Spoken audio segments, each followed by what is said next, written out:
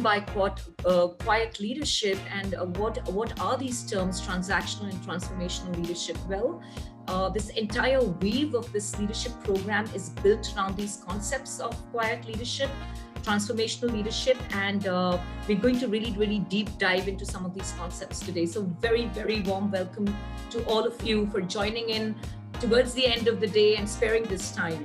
So I look forward to today's session.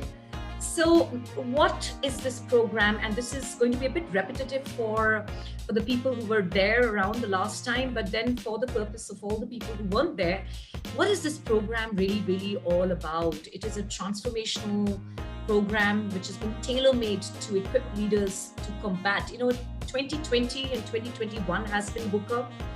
It's been volatile, it's been uncertain, it's been chaotic thanks to the pandemic. So it's been extremely challenging for us as leadership, as managers, as supervisors, as individuals to cope with these uncertain times.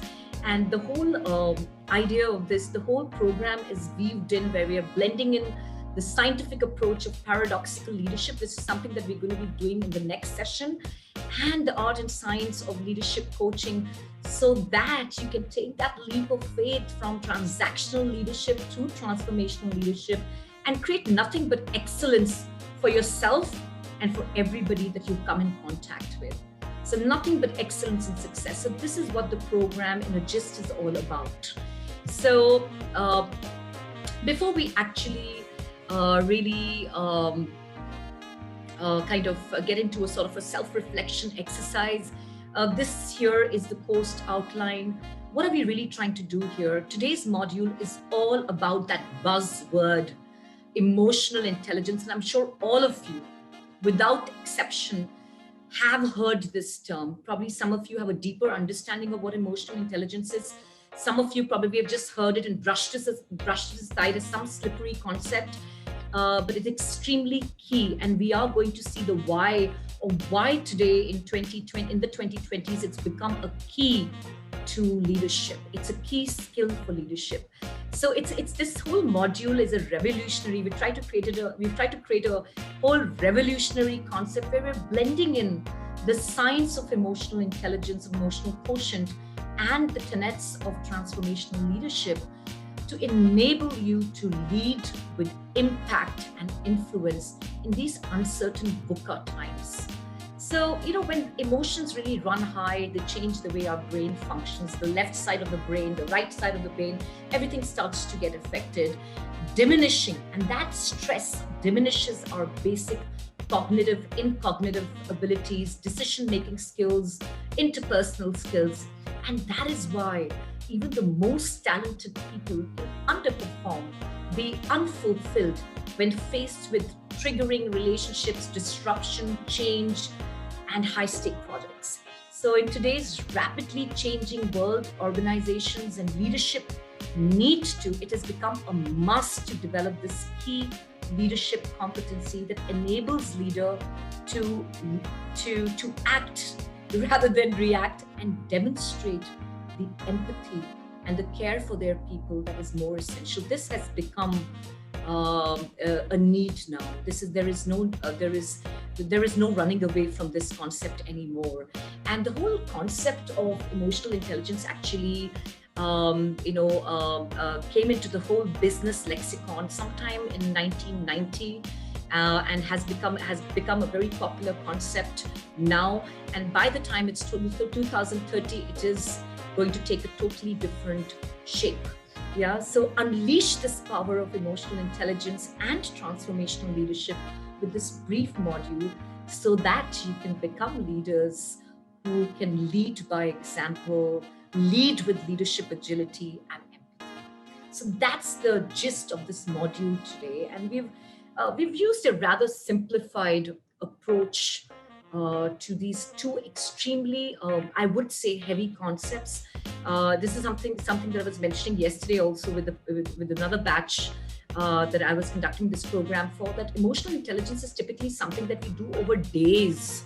Transformational leadership is something which can run for eternity, right? Because leadership is a continuum. But what we've really done is to develop, through this module, I really want all of us to develop a deeper understanding of the various dimensions of transformational leadership and understand what really emotional intelligence is. Is it about getting emotional? What is it? There is a mystery around this word, right? So we're going to unfold that today. So before embarking on any learning or development journey, it's very, very important to sit back and self-reflect, because that is where it really begins from, doesn't it? So what I want all of you to do is create a certain level of self-awareness for yourself. And I would request all participants to reflect, to really sit back and reflect. Take a moment or two, a minute or so, to sit back and reflect, and therefore share a leader who you would like to lead like, a leader whose leadership style you would like to emulate. Now, this person is somebody whom you should have personally kind of worked with or observed, not somebody that you've heard of, not a world leader, but somebody you've personally worked with, who you would like to emulate. And also share with us which quality or which aspect of their leadership would you like to develop for yourself. Yeah. So I'll be happy to share any queries pertaining to this self-reflection exercise. So sit back and think, go back to your journey as a professional and think of that leader whom you've been starry-eyed about, or you hold in extremely high esteem, and also sit back and understand and share with us what about them is it that you'd like to develop in yourself. So let's take a couple of minutes.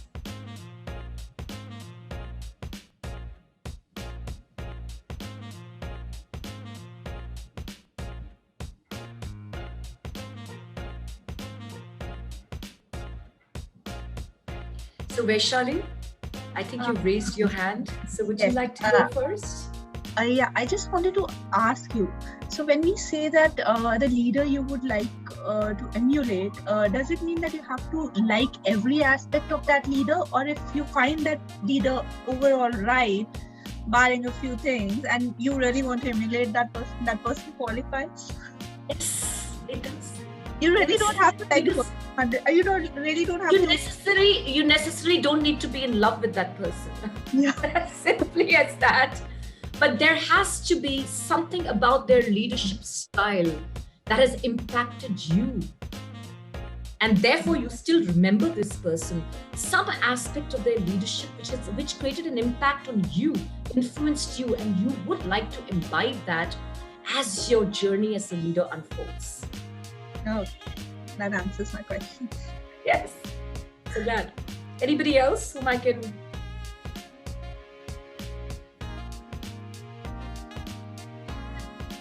And the reason why we are really, really asking you to speak about someone that you've worked with or observed personally is because, you see, you've got to experience it to feel it.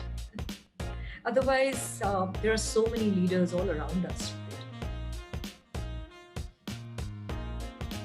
Right? Like the last time I had said that leadership is not a noun, it's a verb.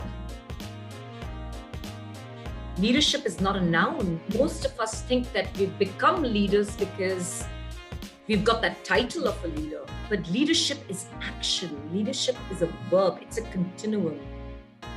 Krishna is, I think, wants to speak. Okay. Thank you, Sugandha, because it's a limited part of the screen. Okay. Meenakshi, I can share actually. Should I share the name also? The name of the person? Yeah. I mean, it'll be a sheer coincidence if I would know that person as well. But then. Yeah. Without a doubt, I got a name. His name is Subramaniam. He's a chartered accountant, and where I first I joined there as an articles, and also I was doing a CMA and CS. Okay, and what I like is that the level of ethics. Okay, the level of ethics in his profession when he was doing that particular job. You know that when we go for an audit and other thing, a lot of so much of influence is playing a role. But the level of ethics which he shared and which he shown to us, number one, and number two, the professional interest in his profession. That's something which till today I am realizing, and still I'm remembering every day. Wow, this is amazing. I mean, what a huge impact. What a huge impact. It's very much impact, because whenever I am talking to my own colleagues, even today I'm remembering. And even you remind yourself, yes, you remind yourself of that behavioral aspect of that leader, and you probably want to walk that path yourself. Yes, even after 20 years, I could able to relate it. Even imagine. Yeah, certain. May God bless him. Yeah, that's a great advantage I got it when I joined there. That's what I can say. And I'm sure it was a very early start to your career, Krishna. And what a wonderful role model to have, isn't it? Yeah, 100%. I mean, he set such a sound base for you. Yes, that's taking me even today. That's Wow. what. True transformational leadership. Then if this person is able to have it, I mean, you still remember him after 2 years or 20 years. You didn't take much time to get that name and say, this is the person, this is that leader who's influenced me and inspired me for life. How wonderful that is. And God bless that soul, because it isn't easy. It requires a lot of selflessness. And it's not easy to be on the path of ethics, right? And thank you very much for bringing this keyword in. And we're going to be talking about something called idealized influence, which is one of the dimensions of transformational leadership. So you've set the base for us. Thank you very much. Thank you. I think Bala Subramaniam or somebody did. Yes, Bala Subramaniam is raising his hand. Hi, Meenakshi. This is Karthik Bala. Okay, Karthik. Sorry, your name is just your last name. Yeah. Okay. So I want to recollect one of my bosses in my previous organization, Mr. Sheshadri. So he's kind of a calm and very composed person. If I go with a big issue, like burning issue, I will be going with a lot of emotions and explaining the issue with him. This is what it is happening, and customer is firing, and he will be very calm and asking, okay, by his reaction, I might think that, okay, maybe it is an issue for me, it is not a big issue for the organization. Because he is not reacting in the way that I am reacting. Many of the challenging situations, his reaction is very calm. He is very composed. He never react. I never seen him very angrily shouting something. And when there is a kind of a challenging situation with customer, I am from a sales background, so okay. If something not happening with customer in sales, the reaction from the customer is completely in a higher level of emotion. Yes, very volatile. When customer is reacting in that language and that reactions, it is the salesperson who is receiving it and seeing all the reaction and emotion, and keeping ourselves calm is really a big challenge. And very limited words, he is trying to explain the situation and make the things very easy, and it is like a meditation. Wow. So, just being with him, just being in his presence, being in his presence. And that, thank you so much, Karthik, for bringing this in and sharing this, because this completely brings up that whole aspect of executive presence. And for all the participants who were there last time around, remember we talked about gravitas, we talked about that substance, that depth, that executive presence comes with, that remaining calm in the harsh seas, that word composure, conciseness. These are all traits of people who have strong executive leadership presence. Yeah. And you still remember that. Wow. Yeah. Awesome. I'm trying So to. Is that something that you have managed to develop for yourself, Karthik, or the journey is still on? I'm still trying to. Battling. I'm still We all trying are. to be, but it's like a gen stage to reach that level. But I'm really trying to see, because now I am in a different profession. I came out of sales and now I am in a general management position. But the challenges here are different. So, completely.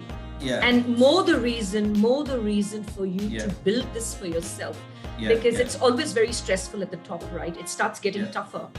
Yeah. Yeah. And the very fact, and I'd like to congratulate you, Karthik, the very fact that you have created this awareness for yourself is a brilliant place to be in.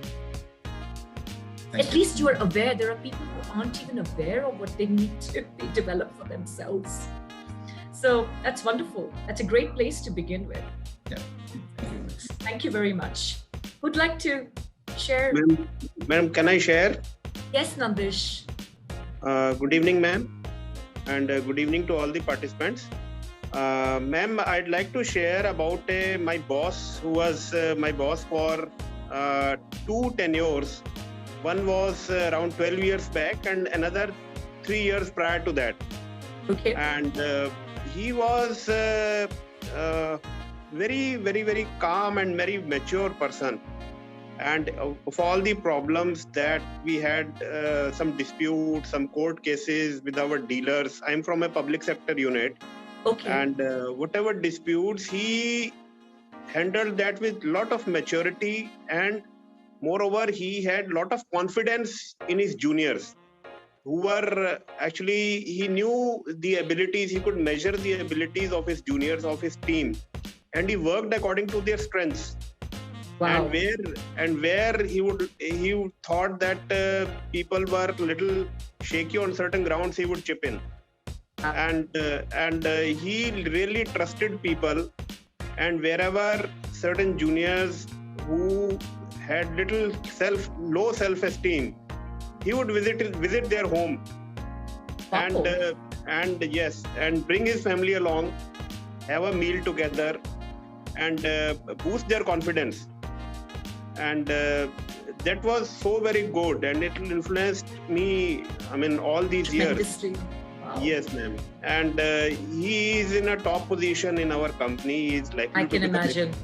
executive director level. Wow. And I imbibed a lot from him. And when I became a leader 2 years later, I had been a leader for 9 years. And his managerial skills and interpersonal skills, I really emulated that, and got a good measure of success in dealing with the officers and dealing with the staff. And it will Because be public sector does get a bit difficult. It's a different ball game, right? Yes, ma'am. Yes, ma'am. And it really influenced me, the way he dealt with things and the trust that he showed in his team. Wow. On a personal level. Being a boss, he didn't have that much of ego, but he knew where are the strengths and where are the weaknesses, and built upon them without saying much. So that was very good. Amazing. And thank you for bringing this up, this word called ego. So leadership is about let go ego, because a truly transformational leader will always use their ego for the benefit of their organization. It's not destructive in nature. That very same, we as human beings, having ego is very natural, right? You cannot say don't have ego. Yeah. But letting go of that ego, which is destructive rather than constructive, is what the endeavor has to be. Very true. Very true. And that is a journey by itself. But how wonderful. This gentleman happens to be a true spirit of servitude, is, going beyond the boundaries, going beyond the norms, to the extent of even personalizing to motivate people. This is beautiful. You need a real powerful soul for something like that. Yes. How wonderful. Thank you so much for sharing, Nandish. Is there anything else that you'd like to add on? No, thank you, ma'am. Thank you. Thank you so much. Who'd like to go next?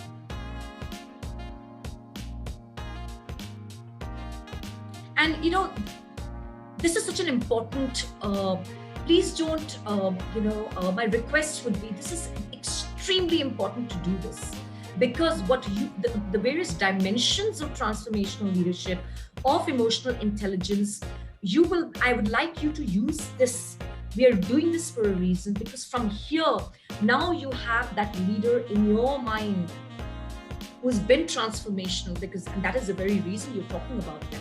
So as you get into deeper understanding of these various dimensions of these two extremely heavy concepts, you are going to actually take this leader and map all these dimensions to this person. So I have two participants who've raised their hands. So only one of them, unfortunately, I can't see their name. I think Vaishali raised her hand. So over to you, Vaishali. Yeah, okay. Thanks. So, Meenakshi, I have been very fortunate to work only for leadership teams throughout my 11 years of career in Tata and big organizations. And I've had 6 bosses so far. And I've got very good terms with all of them. But one person, without a doubt, who comes to my mind is Mr. Vijay Sharma, who is Director, Sales and Corporate Affairs in Jindal Stainless. Okay. So I've worked with him for about 5 years in his team. And there are a lot of good qualities that I find in him, and right from composure under stress and everything. But one of the few qualities that I want to develop is giving clear instructions. Mm-hmm. This is what I want. Okay. And if he sees you're not able to understand it, he will even show you this is how it is to be done exactly. Not micromanaging, but showing you how in ambiguity also you can approach a particular problem. Composure, yes, at any stressful thing, because being in sales, yes, the pressures are way lot than any other department, I'm sure. And being interested whenever he would, and he knows how to draw a line. He will be friendly, but he's not your friend. He's still your leader. He's friendly to guide you in your personal and professional journey. But yeah, you can't, and he'll enjoy, but he maintains a saying, don't take liberties unnecessary, being professional. So that's kind of a balance that a person does. And an older guy who keeps on 58, 59 years old, I believe right now, still better technologically savvy than what I am. Don't tell me. Wow, that's a feat. To learn. Quest to learn. So a learner. He must have learned his way, right?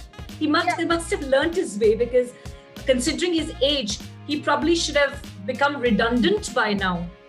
Yeah, because that's something, you learn that you need to keep on learning, be on your toes, and can do it.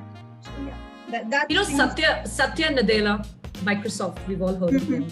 He attributes his success to the growth mindset. He says that a true leadership is not about know it all, is about learn it all. That's Satya Nadella for you. Very true, actually. I mean, he is. I mean, that man is Microsoft. Yes. Yeah. And, his life changed when he read this book. I'm forgetting the name of the author, and that book changed his life and his whole leadership style, because it talked about how having a growth mindset is very important for leadership, growing for yourself and helping others grow. Because if you cannot be a learner yourself, Vaishali, you cannot motivate and influence others to learn. You would never have any depth to speak. You'll just keep on just putting out words. Absolutely. I have happened to have worked with a toxic leader as well. So I understand the difference what you are saying and how it impacts one. And I mean, without getting into much detail, I'm sure there was immense damage. Personally, yes. Immense. Psychologically, you're shaken despite any the balance. The balance. Yes. Despite you saying it's not affecting you, it does. And it does. It's bullshit to say it doesn't affect. I believe. You eventually do show the resilience and grit and that strength of character to overcome it, but it leaves it's a bitter experience, isn't it? Yes. And it's sad. It's a tragedy. It's a tragedy, and people don't understand the difference. So therefore, development platforms like this, so that we can really, really understand that as a leader, it's all about the self. Because if the self is sound, Your leadership style is going to take a different, there's a different persona that you'll be able to create for yourself, where you will not ask people to be, you're going to be leading by example. You're not going to be leading sheerly by authority and by title. So, John Maxwell, 5 levels of leadership. I always usually play that video for any of the leadership programs, because he talks about the 5 levels of leadership. Please take a note of this. I'll be happy to share the link of that video. And it so beautifully talks about how the highest level of leadership is when people follow you because they respect you. They like you, not because you have a title of leadership. So great. Thank you so much, Vaishali. Is there anything else that you'd like to add? No, I think you've covered. Yes. Thank you. Thank you. Raki wanted to share her thoughts. Yes. Over to her. No, that's fine. I've got to share my thoughts last week, so we can move on. No worries. No, Raki, I'd like to hear from you. Just in the present times, you understand, like with the COVID situation, I think I realized how my own boss demonstrated the true empathy that we talk about. So thinking of probably providing 2 days off, 2 consecutive weeks in the middle of the week, just so that everybody is able to, manage work and home. So I think this is going out of the way, thinking out of the box as to what employees actually need during these times. I think such challenging times actually bring out your true emotional, say, intelligence or interpersonal skills, which often otherwise we wonder how are they seen or perceived. But during these crisis times, I think I really saw how the leader keeps that spirit going, the energy and all of that, which is so essential during such times. That's all I'm saying. Because the situation has been extremely rattling, right? I mean, there is nobody who's not been a COVID warrior. Either they have physically, been hit by the disease, by the virus, either emotionally or physically or financially. COVID has had an impact. The pandemic has hit all of us in some way or the other. And to get rattled by it, I think we've all done a wonderful job. And you're so fortunate, Raki, that you saw his leadership unfold in front of your own eyes because of this crisis. And I'm sure there's a different level of trust and faith that has got built, isn't it? Because you actually witnessed him in action in times of crisis, that composure, that empathy. How wonderful is that? Must be a truly emotionally intelligent leader. Thank you so much for sharing. So I think Karthik raised his hand, and with that, I think, however much I would love to hear from all of you, but we have loads waiting for us. So we've been able to sort of create a certain lens, a common lens. We're all talking somewhere the same language. So Karthik, over to you, and post you, we will continue. But what I would really request all the other participants who unfortunately were not able to share, to keep that leader in mind. And I'm sure there will be loads of opportunities going ahead in the program where you can talk about that.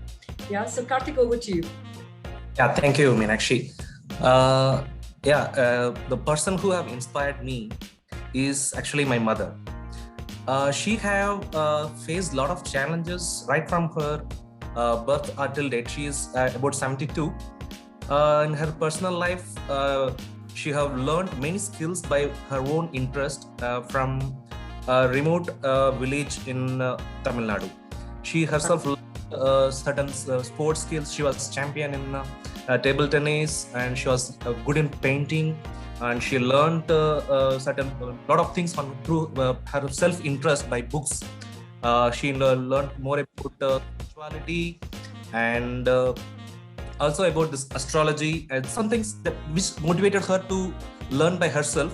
And also she has faced a lot of challenges in her personal life to grow up the family from this normal level to a better level, by which because of her I am today in this position as a manager in a L&D. Wow, amazing. You must be feeling so fortunate as a son. And you're one hell of a lucky person because it runs in your blood, doesn't it? So it must be coming naturally to you. So you're lucky you have that advantage.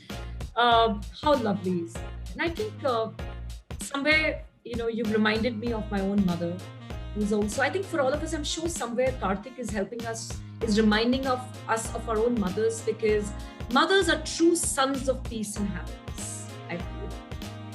The sun, S-U-N, sons of peace and happiness. So, how wonderful, Karthik, how wonderful. Treasure her. Always treasure her. Sure. Thank you. Thank you. So, with that profound thought and a tribute to all the mothers out there, let's move on. Let's move on. Great. So we've already, is there anybody who would like to, has any query regarding the module and whatever that the slide shares, or we can move on? Yeah? Shall we move on? Great. So what are we going to achieve? So this is extremely important for me. Now, there are two aspects to this whole module. The next 1.5 hours, we are going to be unfolding two styles of leadership, the transactional style of leadership and transformational style. We're going to understand what is transactional leadership and transformational leadership. What is the difference between these two styles? What's the mindset difference between these two? What are the components, the various dimensions of transformational leadership? Some of it we've already kind of touched upon as we were remembering all the transformation leaders that we have encountered in our lives, and probably a few examples of transformational leaders that exist.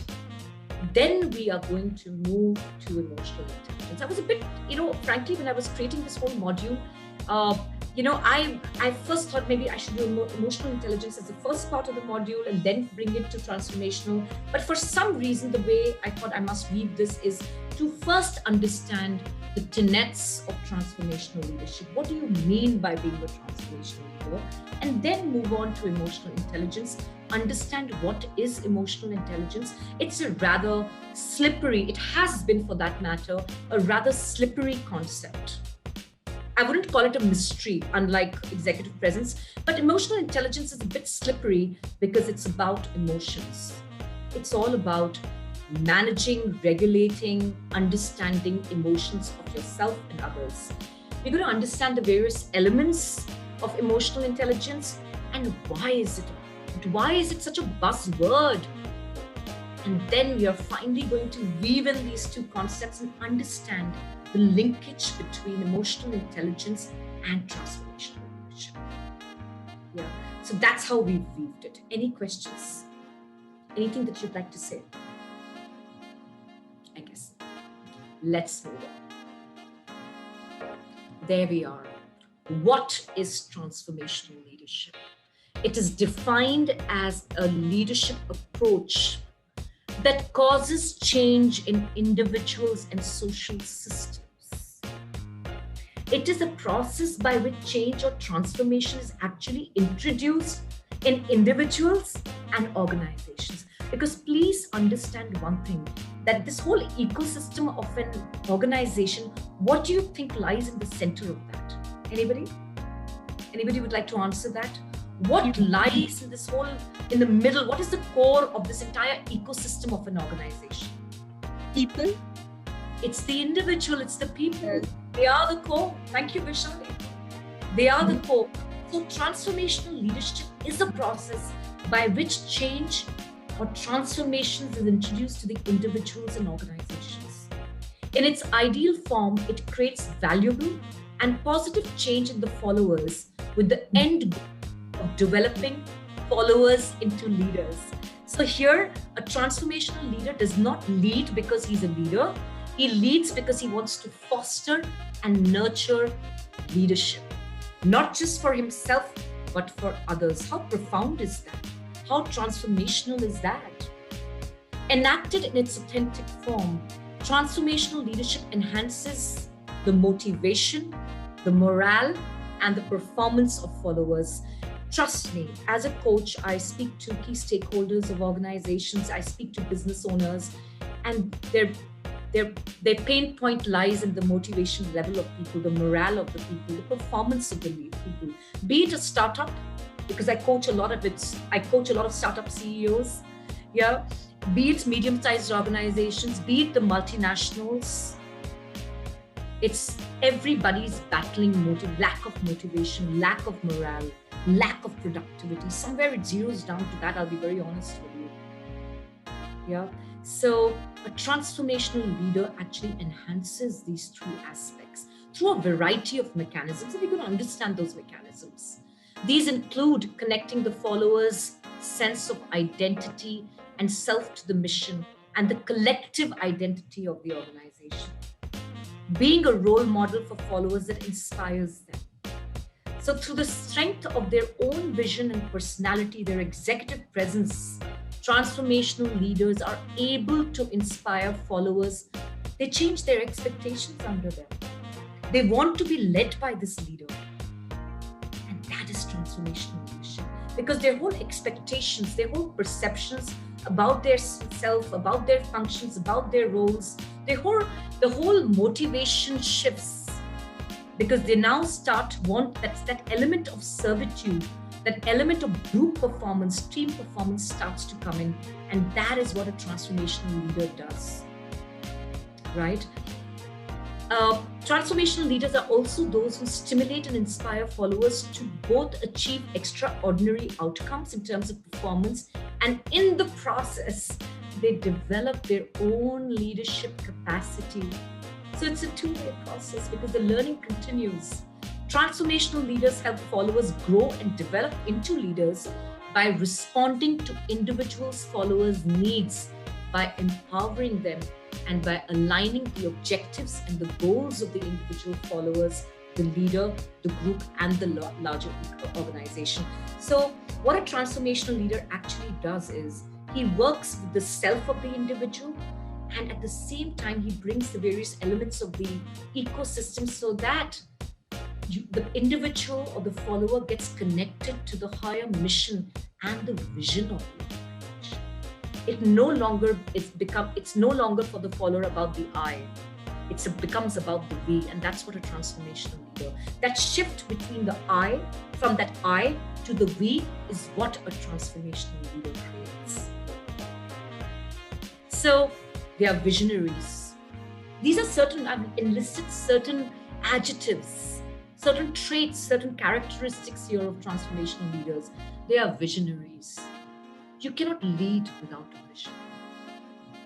You cannot lead without a vision, without a compelling vision. And this is something we spoke about.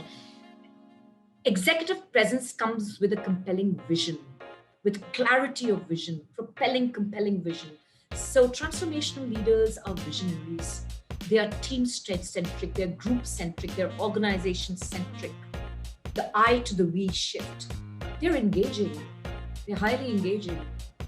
Like, we just heard about this gentleman who was engaging with his people to the extent of even going to their homes to be able to boost their morale and motivation. They're inspiring. They inspire the followers to do the right thing because they're role models themselves. They're inclusive. Very important, slightly different point. So I'm sure all of you have heard of the EDI concept of leadership. The EDI, which is equity, diversity, and inclusion. And world leadership is now moving towards these three concepts of the EDI. I recently did a workshop in Dubai on just purely EDI. How do you as a leader build equity, diversity, be it gender diversity, be it any kind of diversity in your organization, and inclusion. Emotionally intelligent, and they are collaborative. So what do you understand by collaboration? So most people, think of collaboration as, I'm a people person.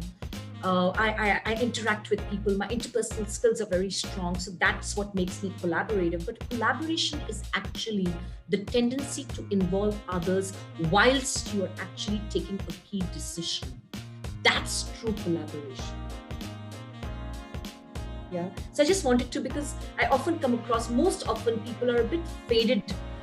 Their understanding of this word collaboration, we tend to use it so often, right? Oh, I'm extremely collaborative. Oh, I'm a people person. Oh, I'm a team player. Are you collaborative? And when I say collaboration is the tendency to involve others whilst making a key decision, that's true collaboration. You can be interacting with people, having your coffee breaks and your smoke breaks and brainstorming with your team. But if you make your decisions in closed rooms, are you a collaborative leader? You're not. Somebody would like to say something here.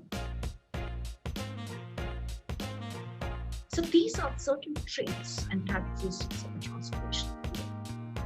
So, this whole concept of transformation, let me give you a little bit of a background. So just a little bit of a background. This whole concept of transformational leadership, actually, if you ask me, it began 2,000 years ago when Plato stated that all learning has an emotional base. This is 2,000 years ago.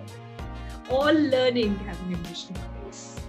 So transformational leaders equip themselves with the power of emotional leadership, emotional intelligence to be able to lead, impact, and influence. And this whole concept was brought about by a political scientist, historian, and presidential biographer by the names of James Burns. He was a pioneer in leadership study, and he brought about this whole theory of transactional leadership. Yeah.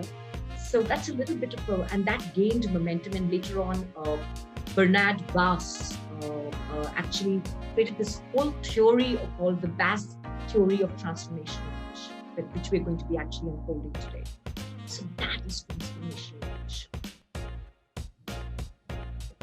Now, on the contrary, what is transactional? Because you must be wondering, what is transactional? And as the word transactional itself suggests, transactional leadership is a behavioral leadership theory or a style which focuses on the link between supervision, organization, and group performance. Transactional leadership is also often known as managerial leadership. So there is a huge difference between being a manager and a leader. And that is a question that I think post this deeper understanding of this difference, I would like you to ask yourself, are you truly being a leader, or you're operating as a manager? And once you know the difference between transactional and transformational, I think you'll be equipped to answer that question very honestly to yourself. So now what happens here in transactional leadership? So in transactional leadership, the main focus is on specific tasks where they use rewards, recognitions, and punishments as incentives and motivation. They view the relationship between the employee and a leader as an exchange. It's purely transactional. So one offers the other something, which is a task, for something in return, which is a reward, which is that salary hike, that promotion, that reward. So a transactional leader is not inspirational. He's task-oriented. He's only performance-oriented. And he looks at performance through those eyes.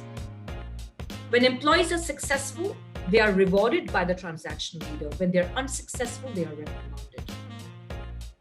The basic assumptions of transactional leaderships are, a transactional leader basically, his style is based on these assumptions. People perform at their best when the chain of command is definite and clear. Rewards and punishments motivate workers. They think that it's that jump in that salary, it's that promotion which will truly motivate people, and that's a transactional leader.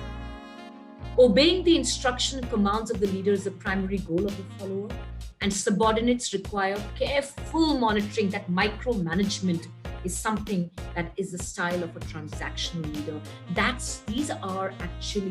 This is not even leadership, this is being a manager. This is managerial leadership. So, to really understand the true difference, I've kind of created this grid here. I hope you all can see it. Now, in transactional leadership, leadership is responsive. In transformational leadership, leadership is proactive. Going beyond is what transformational leadership is. Employees achieve objectives through rewards and punishments set by the leader in transactional style of leadership. In transformational, employees achieve objectives through higher ideals and ethics and moral values, a keyword that was brought out in our previous discussions. Transactional leadership motivates followers by appealing to their self-interest. What is in it for me? The VIFM. There is nothing team-centric. It's not about organizational values or mission or vision. It's about, I've taken care of my tasks. This is how I'm going to be appreciated. This is going to be my recognition, and that's about it. But a transformational leader motivates followers by encouraging them to put group interest first. That's what the transformation is all about. So transactional leadership is management by exception.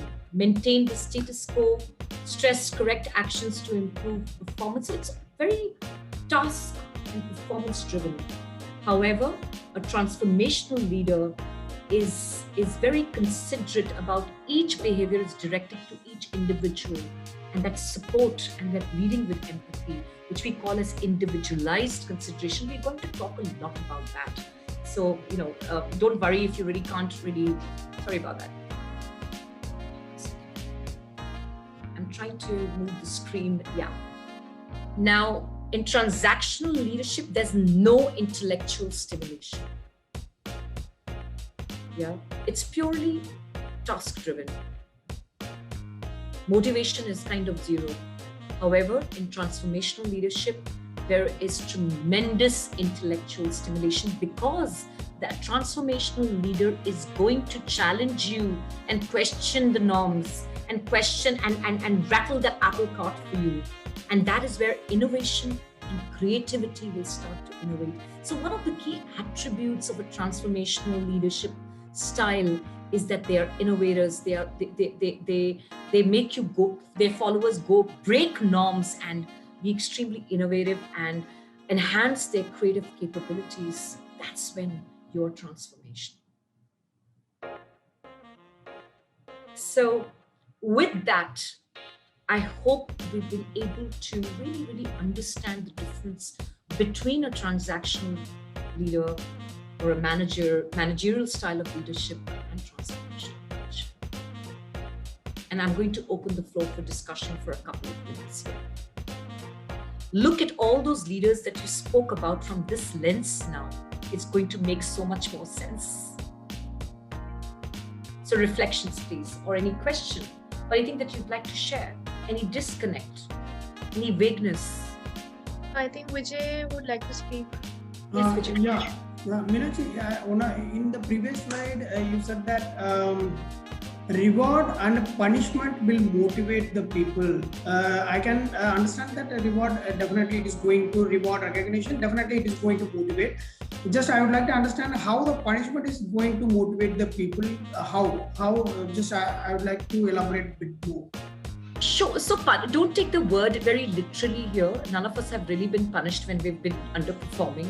So punishment here is sort of being, for an individual or a professional not getting promoted or not being able to grow in their career journey and seeing others do that is a punishment by itself, isn't it? It's the whole approach of transactional leadership is extremely corrective in nature. Okay. If you know what I mean. Okay. Yeah. So they don't inspire. They lead based on the premise of supervision, performance, organization, and that's where it is. And that's where you're just a manager. And most often, despite the fact that we've been endowed with a leadership title, most of us, very often, initially, if not so, actually begin with transactional leadership.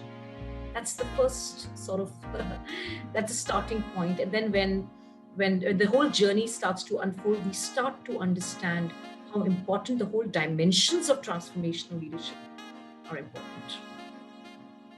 Okay. And Vijay, I think it was you the last time around who wanted to understand this difference between transactional and transformational leadership. Am I right? Yeah, you are right.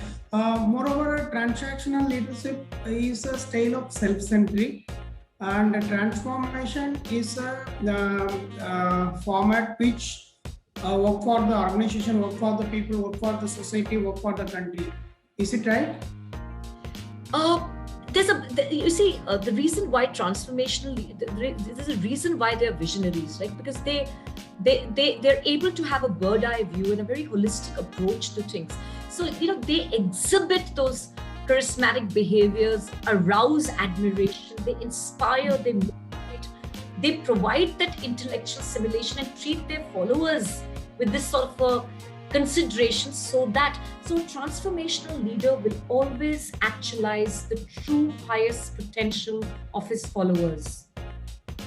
And a transactional leader will say, okay, you've achieved your targets, there you are, that's about it. There goes your incentive. And as we understand the other dimensions, the various dimensions of transformational leadership, I'm sure lots will be found. Vijay, let this journey unfold for you, okay? Meenakshi, this is Vaishali. I wanted to ask you, you said we start as transactional leaders, and I'm reflecting on my own leadership style.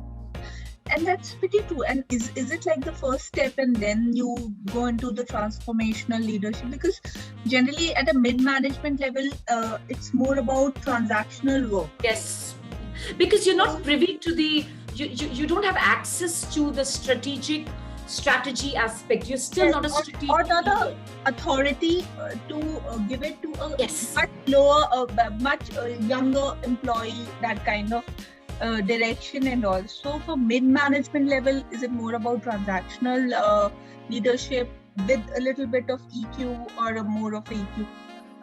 So you can always, it's a lovely question, and what you've stated is very nice, because somewhere we do begin, we are transactional, right? We become supervisors and then we lead one or two people in a team. You see, there is first, it's always about managing self. When we start our careers, it's about managing your performance, your goals, your targets. So, you're actually actualizing your own self. Then, as you graduate to a more senior role, you become a supervisor. It's about managing others. It's a transition, right? From managing self to managing others. And then, so the journey of transformational leaders begins from that managing others to managing change, managing innovation. So managing self to managing others to managing change. And that's where you're in strategic roles. So yes, as a supervisor, you may be wondering that as a supervisor who's just managing a small team, who've just about gotten to a supervisory managerial role, how can I become a visionary? How can I? As long I do understand that there certain elements of transactional leadership are going to be overbearing, right? They will need to be there. However, your spirit, I will still say, can be inspirational, because you can still be that role model, isn't it, Vishnu? You can still the talk. So that's true. You want to be there, start today. Leadership will start to come in. Okay. Even if you don't go the entire hall of transformational leadership, because your role does not probably allow you that much of liberty, but a spirit is a spirit. Remember that. You still have people attached to you. You may not have the authority to make strategic decisions and related decisions, but you can percolate the vision and the mission of the organization to your people. At least you can do that. And that's transformational itself. Thanks. Do you second me on? Yes, I understand what you're saying and how one can improve further. I'm just reflecting back at my own journey and things one can do. Stay with that. Yeah, stay with that and let this unfold for yourself. It's lovely. Yes, please. Somebody was saying something. Yeah, Meenakshi, Karthik, I have a question. I need in that. In my organization, I'm having the responsibility of as a management representative, means like the system implementing responsibility, where I feel I have got a better opportunity to create a good culture in my organization and across the departments, whether it is the stores or whatever it is, manufacturing. There I find two challenges. One, the personalities having ego, as you said in the beginning, with destructive mindset, which is not helping the organization. And second, the mindsets which are built for the people who are more experienced, like senior aged people, like 50 years. For them, the mindset is because of the years of experience, the change, resistance to the change. Yes. Is the challenge for me in bringing in the cultural change in the organization. So how to face or make changes in these two environments? Well, that's a difficult question to answer, and that will definitely involve a much deeper conversation. But I do understand where you're coming from, and with due respect, the second category of people that you call who've come with a lot of experience, who've aged, who've grayed, the tenured deadwood is with due respect, is what these people actually become, because they've tenured, but they don't. The growth mindset is not there. So now, how does one deal with these two different set of people simultaneously, so that you can create those shifts? It is not going to be easy, but all I can say is that enhance your own EI. All we can do is, create those shifts within ourselves, so that the environment starts to reflect that. Okay. So I know it is probably a rather challenging situation for you. I think what would really help is very clear communication, setting clear expectations. These are some little skills that you can use. Communication, empathetic communication, clear communication. You can probably use the 7 C's of communication model, so that at least the communication channels are open. You begin with that. So I don't know where you stand, and that's why I thought it's probably a conversation that we can always keep for a one-on-one, because it would require me to get more information from you. But to begin with, you see, in a situation like this, what starts to happen, and I'm sure you are not doing that, we withdraw, right? Because we're like, oh my God, this is, there's lots happening. I'm having to deal with lots of different, there's a generation gap, I'm sure. There is a completely different mindset. How do I deal with these two separate set of people? Yeah. Right? I think ask yourself, is your communication as a behavior and a skill supporting you? You see, we always look at communication as a skill, but communication is also a behavior, right? It is that balance between frankness and diplomacy. So probably with the older lot, tact will come in. More tact rather than frankness. With the younger, fresher lot, probably a bit more frankness. You can probably use a little more frankness. With the tenured, probably a little more tact, a little more diplomacy to get your point across. Again, we can keep exploring different ways, but ask yourself this question that I would like you to ask yourself: have you kept the chain of communication clear? Are you communicating enough? Okay. Think about it. I'm not trying to imply anything. It is something that I would have anyway asked, because that's the starting point.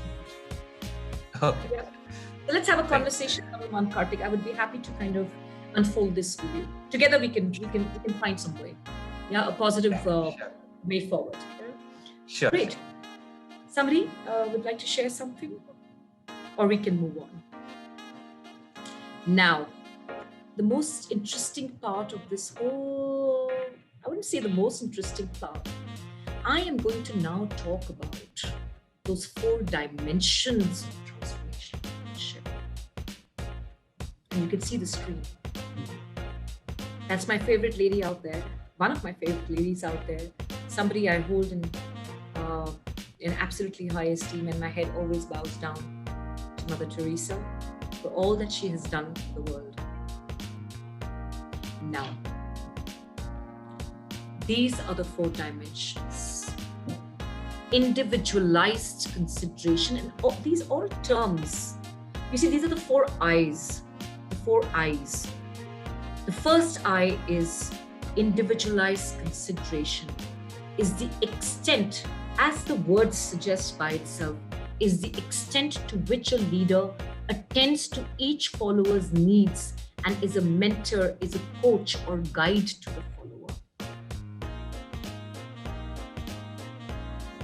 So I have multiple slides explaining each and every dimension. So let's just first read through and see what that's unfolding for us, right? Inspirational motivation. It is the degree to which a leader articulates a compelling and appealing vision that inspires, that motivates others to perform, not just perform, but perform beyond expectation. So under a transformational leader, you will actually actualize your highest potential. And that's where you can say, I was my best under this leader. I was my best when I worked with this leader, because that leader has inspired you and motivated you with an appealing vision, with a compelling vision, mission, and does that with their own high ethics, which is the next dimension, which is idolized influence.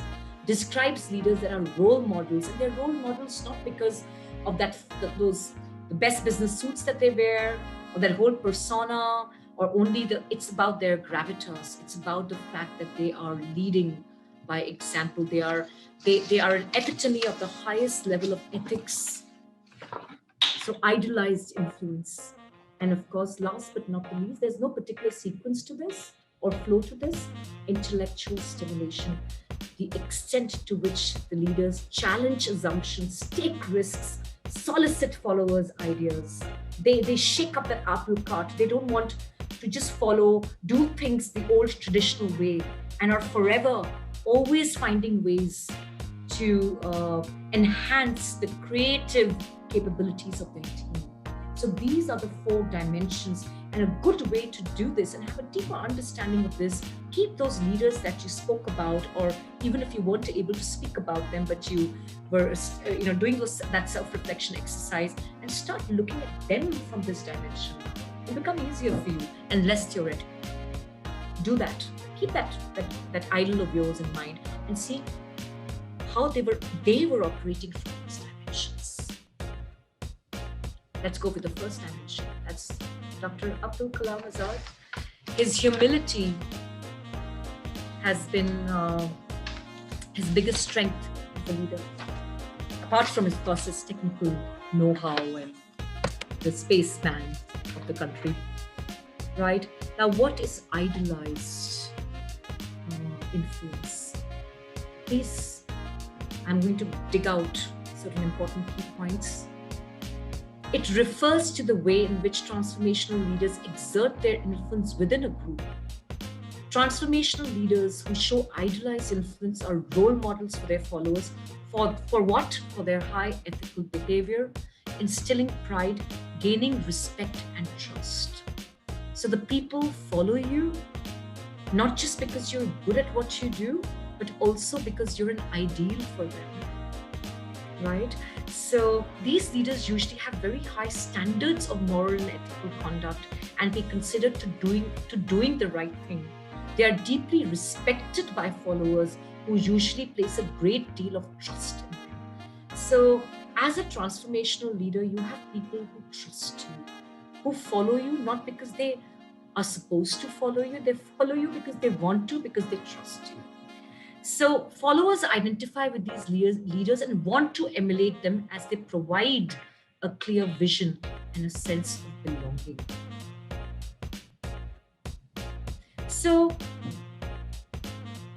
idolized, when the leaders focus on doing the right things themselves, which they usually do by using stories and symbols and their own examples of their experience, I'm sure most of your leaders, when they were giving you feedback or they were mentoring you or coaching you, they use their own stories, they use their own symbols, because they are walking the talk. And they communicate that vision with immense clarity of vision and purpose. That's that dimension, which is the idealized influence. So keeping that leader in mind, and I think, who was it who spoke about high ethics? And the reason why the person idolizes that leader is because of that. I think I'm forgetting the name of the gentleman who spoke about it. Myself. Yes. Moving on. Jack Ma. You've got to hear him. I hope. Has somebody heard his? Have you watched him on YouTube? Has anybody heard about his videos? I heard one week. You must. You must. You must.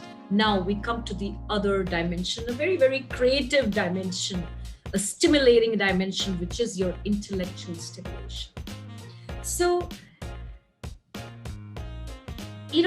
here you can read the slide. I'm going to give you a couple of seconds to do that.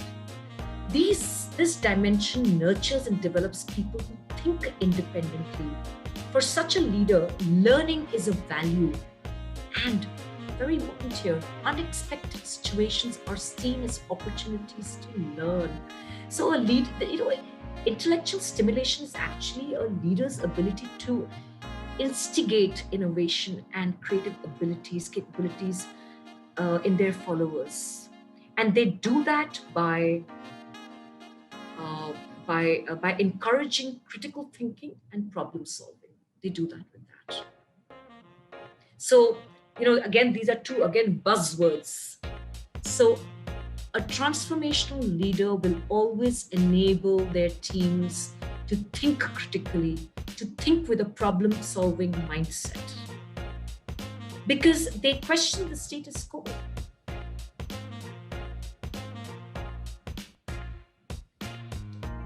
Any question, any thought?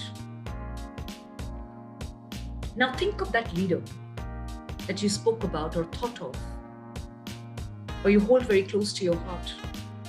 Did they stimulate you intellectually? Did they push you? Did they make you climb up the wall? And eventually, and while, like they often say, right, that about parenting, that you haven't been a good parent if you haven't been hated as a parent. At some point of time in our lives, we've always grudged our parents or hated them. Could have been momentary. Of course, it was momentary. But there are times when these very same leaders, if you look back, they would rattle you, and you would probably sometimes even feel that they're pushing you, they're making you climb the walls. And it's only now that probably you've realized that they are the ones who truly created that transformation in you. So think of those leaders and ask yourself, did they not stimulate you intellectually?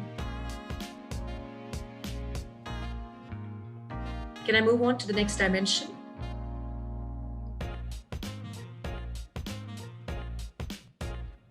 A man I deeply, yet again, respect, Ratan Tata. I think the Tatas are, be it quality, be it servitude, there's no match there. There's no match there. So what is inspirational motivation? The degree to which the leader articulates a vision that is appealing and inspiring to followers. Leaders with inspirational motivation challenge followers with high standards of performance, communicate optimism, have a strong sense of purpose. They are the ones who know their own ikigai and also help other people unfold their ikigai, their reason for being, their reason of purpose. Purpose and meaning provide the energy that drives a group forward, an organization forward. The visionary aspects of leadership are supported by their strong communication skills that make the vision understandable, that is comprehensible, precise, powerful, and engaging.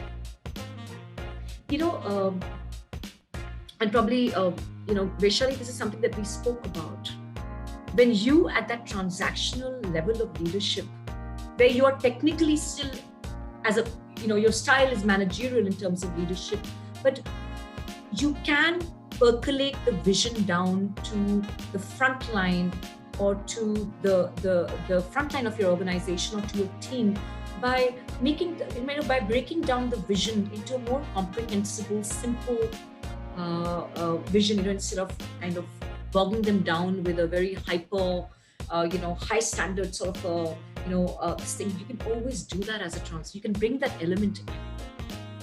The followers are willing to invest more efforts in their task, and they are encouraged and optimistic about meeting their goals. In fact, they are able to motivate their followers to have a strong sense of purpose, which is ikigai, so that they provide purpose and meaning to drive the group forward. This encourages followers to invest more efforts in their tasks and be optimistic about the future and to invest in their own abilities. So you are inspiring them and motivating them with a compelling, appealing vision. Now that vision could be the organization vision. It could be probably creating a team vision. That is something that I help teams do. I help teams do that. So you have an overall vision of the organization, right? But out there, you are the small team. Create a team vision, create the team goals. Simplify the organizational vision to a more team-centric vision so that people are compelled and they find it appealing, and that whiffle factor is there for them. Because for a person at the frontline level, you see, they can't be philanthropic about the overall vision of the organization. It is that big statement which is there, which is meant for the key stakeholders of the organization. It is something that the upper management is supposed to handle. Not we are the front line. We're just young. We're just about started our careers. It's more about us now, managing self now. Now, how do you as a manager or a supervisor bring in that element by breaking down that vision into a more simplified one, percolate it down to a team vision or a department vision or a function? You can always do that.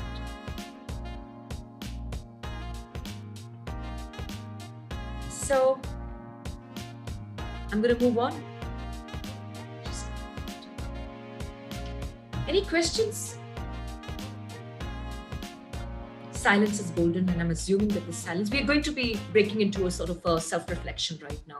Last but not least, individualized consideration, the degree to which the leader attends to each follower's need. So here you I would say, become that mentor, you become that coach to the follower, and you listen. You listen with empathy. You don't listen to lead. You listen to empower your follower. You listen to their concerns and needs, and that concept of self-identity comes in here. The leader gives empathy and support, keeps communication open, and places challenges before the followers. This also encompasses the need for respect and celebrates the individual. So, here with individualized consideration, a transformational leader always celebrates the success and failure. Remind yourself that. A transformational leader will always celebrate your success and also your failure. And will, of course, also then become transactional by giving you the corrective measures. So when I say celebrate, please don't take my words literally. Celebrate failure as in compelling you to learn from your mistakes, because that's how learning happens. You only learn when you fall flat on your face. And I'm sure we've all experienced that. I have no qualms in admitting that. There are often times that I have failed. And I hold that as a badge of honor in my life. Because it's only people who fail who have resounding success in their life. Starting from Thomas Edison to Einstein to, I don't think I really need to hear of examples. We know our own lives. So I'm going to go back on this slides and bring you back to this, because this is giving you all the 4 dimensions at one go. What I want you to do is sit back. It's been a bit heavy, and I know, and it's been a one-way communication. I'm sorry, but I just couldn't have helped it. But now it's going to be two-way. I want you to sit back and self-reflect. Which dimension of that transformation? Don't worry whether you're a transparent, because by now I am sure, and correct me if I'm wrong, I'm sure all of you have been trying to view yourselves. Am I transactional, managerial, or transformational? Have you all done that? Have you been thinking about yourselves? Vaishali has been doing that. Rakhi's been doing that. Yeah. Karthik's been doing that. Most of us have been thinking, where do I fall? So it doesn't matter if you've not been able to bucket yourself either as a transactional or transformational or somewhere in the middle, but ask yourself, which dimension do you want to develop so that you can transform yourself into a transformational leader if you're yet not there. And I want you to probably center yourself for this. You know what centering yourself would mean? Just probably getting a very simple way of centering is something that, I center myself with just getting the tips of my fingers together and centering myself, just thinking. And that's why you often see people thinking like this. It's a body language. Center yourself and think for yourself. It's about you now.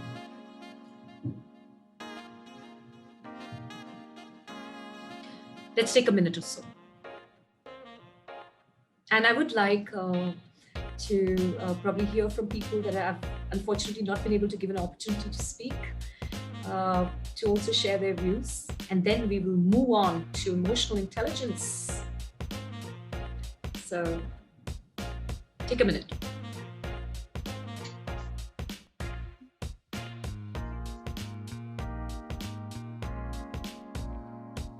Ma'am, can I start? Yes, please.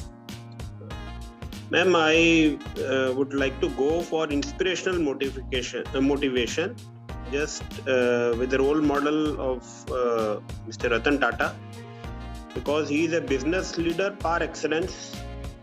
He says that I am an industrialist, I am not a businessman. The difference between that. There's a difference. Which is highly motivating, because he thinks of the country first. Yes, and the highest standards of ethics in business. He is a great motivation for his. He sets high standards for his teams. The way he managed the crisis in Mumbai during the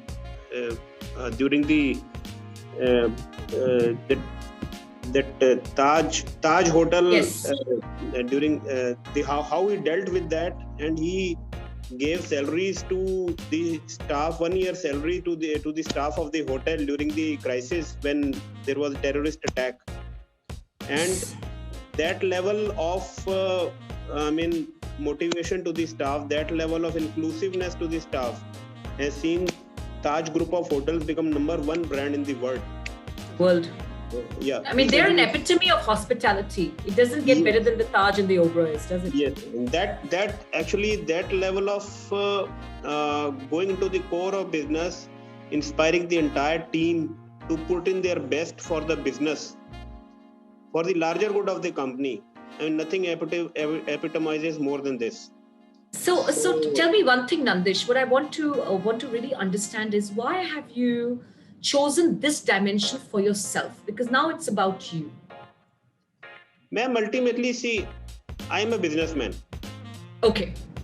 I am a businessman. I'll do business, but I'll do it rightly. Wow. Others are, way too beyond me. I like to believe they are too beyond me. Individualized consideration or intellectual, I don't go for that. I go for pure business. Business in terms of profitability. The way Tatas do business is really very inspiring. Very inspiring. Whatever business they are the leaders. Be it steel, be it salt, a simple thing as salt, be it hotel business, be it steel, be it automobile. They have commercial vehicles. They are the #1. There's no comparison. Every business they are which they have ventured in. They are the leaders in India and to a large extent in the world. So Nandish, what I'd like to, the reason why I skipped the certain slides and come to this slide is there is no dimension which you can write off. Yeah. To as a business owner, as the leader, as the visionary behind you're a visionary, right? That's how you run a business. So Yeah. as a visionary, it's all these 4 dimensions which will truly make your business perform beyond expectations, and you are translating that into economic profitability. Yeah. But what I want you to sit back and think about, share. Thank you so much for sharing your thoughts and being so authentic and honest. But I want you to realize and understand, and probably also now with this more clarity on these dimensions, that it's all of these put together which equals to performance beyond expectations. Very true. You cannot say that I am this but not that. We don't have a choice to be transformational. Are you getting me? It's a combination of all. It's a combination of all. Yes, very true. That's why I skipped the slides, because I was listening to you and I realized that I must showcase this to you. Not that you didn't know it, but please understand there is no one dimension that you can brush aside and say, this is not me, or I don't believe in this. These are the dimensions that you will at different times, different strokes, different folks for different strokes for different folks, different situations. Every situation in a VUCA environment like that requires probably the approach right now is more on individualized consideration, keeping in mind the pandemic, and probably less on intellectual stimulation. I'm just giving an example because we are in the midst of a pandemic, right? So different dimensions will have their own importance, is what I'd like to showcase. So Yes, thank you, Nandish. Thank you. And I wish you all the very best. Thank you, ma'am. Thank you. Would like to go next. Question. So like, are we saying that is transactional style bad, or maybe like we need to select like one out of transactional and transformational, or transactional and transformational styles are like thinking hat, and then depending on the situation, we need to wear that hat and think accordingly? But if you truly want to become a leader, you know, when you all spoke about those leaders, the endeavor here is for you to become that somebody else talks about. I want your team members or people that you engage with or lead or manage to one day speak about you. That I worked with a leader called Pankaj Oja, you know, in my 10 years back or 5 years back, and he was truly inspirational. He was truly transformational. He was not just transactional. Of course, he supervised. Of course, he was task oriented. Of course, he was performance oriented. But he also had my highest good in mind. And that's thereby a transformational leader who I admire. So the endeavor here is for all of you to become that. So it's not about right or wrong. It's about a style. Okay, thank you. Pankaj, I hope I'm making, you were able to resonate with me. Yes, Meenakshi, thank you. So which aspect of your dimensions? Now, you'll have to be downright honest with yourself for this. I'm going to go back to the slides so that you can toy with the 4 dimensions, because they get a bit confusing because they're all eyes. Here you are. So quickly, let's share a couple of reflections and we move on.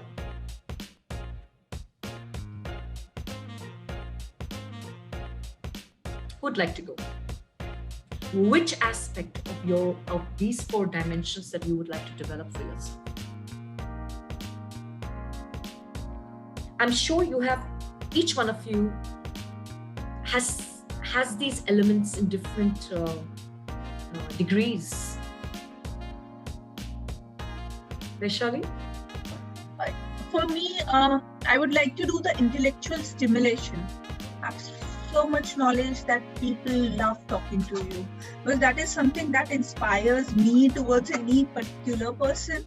So that is something, and it is a continuous ongoing process. So that is one thing where I gravitate to.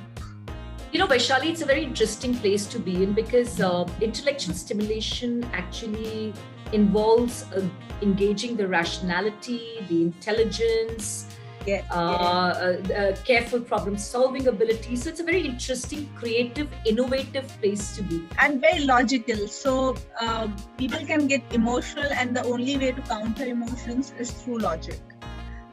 Bring them back on reality or on the talking term. So I feel that intellectual stimulation is something I really, and then I feel that others would start following up, developing other aspects as well.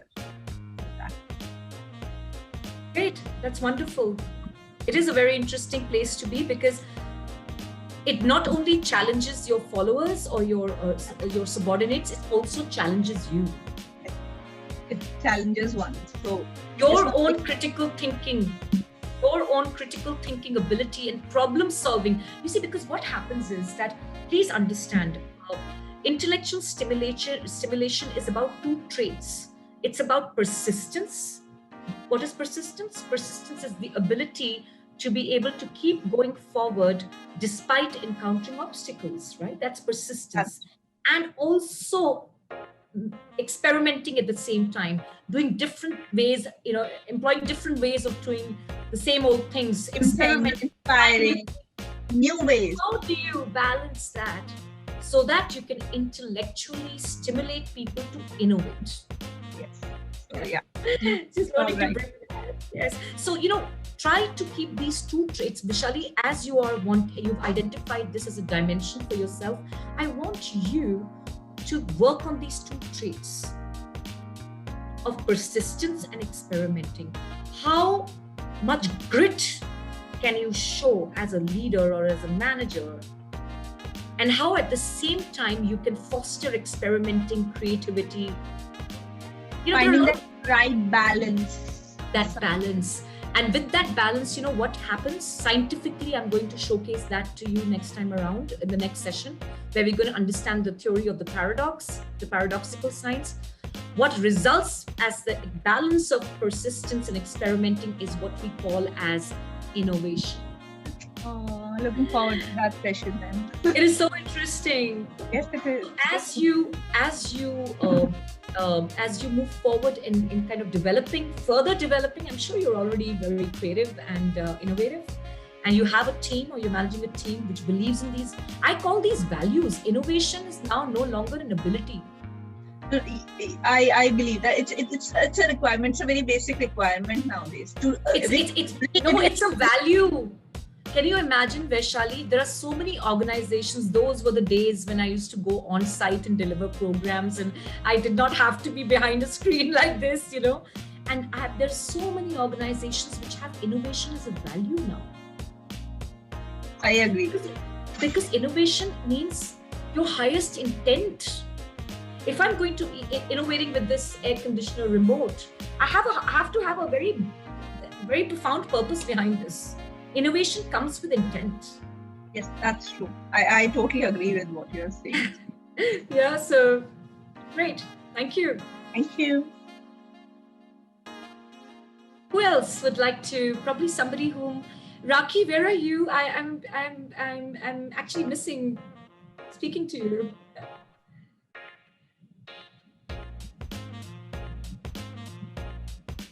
Anybody else would like to? Karthik, can I I want to develop in myself the idealized influence, because I can still improve my higher standards of ethical behaviors. Where rest, I feel due to the kind of responsibility I have, I'm able to do a bit on intellectual stimulation as well as individualized consideration.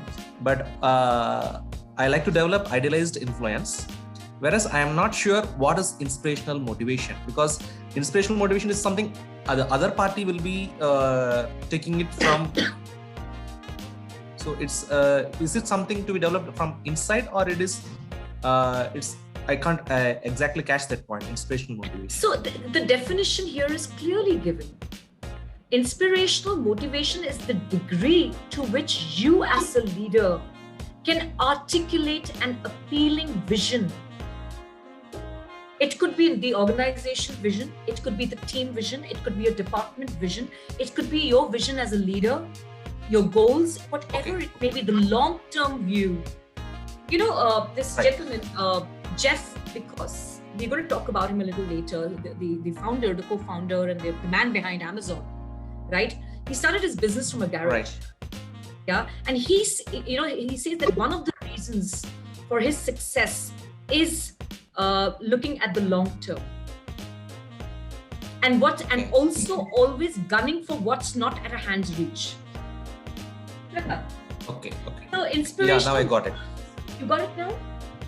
Yeah. So here the stress is more on the degree of articulation and articulating the vision, the goals down. Yes. Yeah. How will you inspire and motivate people to perform? How will you bring up productivity in your team? By rewarding them, just giving them that. If you think that only an incentive or a reward or a promotion is going to be a true motivator, yes, it will be a motivator. But a true motivator where people actually change their perspectives and perceptions. And, you know, like often people come to me as managers and leaders say, I want my team to change. I want them to understand where I'm coming from. Isn't this dilemma that you're probably facing with tenured, with experienced tenured people in your organization? Because you want them to have that growth mindset, look at things from a different perspective. And that's why I talked about communication, because it is about articulation. How often you meet your team and reiterate the goals? With how much conviction are you able to, and clarity and brevity, which is conciseness, are you able to inspire and motivate? You know, quite a few people, when you were talking about your leaders, talked about in less words, concise. Nandish talked about that. So this is what it is. These are they're very simple to understand. Because a transformational leader is full of empathy, is considerate. A transformational leader is inspirational, does inspire. A transformational leader is an ideal, is an influencer. A transformational leader stimulates intellect so that he can foster creativity and innovation. Okay. Anybody who would really like to share, or we can really move on to emotional intelligence? Actually, considering the time, I'd like to move on. Stay with this.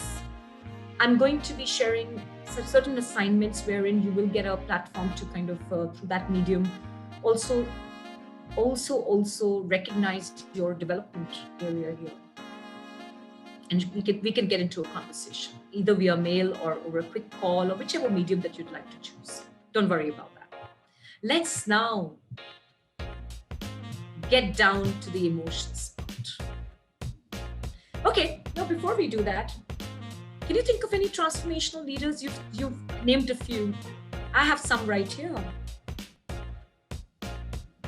You know, Reed Hastings, the man behind Netflix, that very same Netflix through which he's changed the world of entertainment. I mean, the amount of Netflix I've been able to watch in this pandemic, not because I was not working, but you know, this flexibility of hours.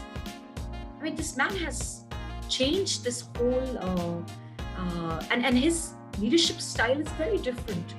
He wrote a book called No Rules Rules. So in Netflix, you have no dress code. You have a lot of traveling time off, and he's been quite a revolutionary leader. I'm not saying good, bad. I'm just telling you, he has his own unique transformational style, because he believes that people should take breaks. He believes that people should travel. He motivates people like that. He says no rules work. No rules rules. He's written a book. He's authored a book on that. It's there's a transformational leader of sorts here. Jeff Bezos.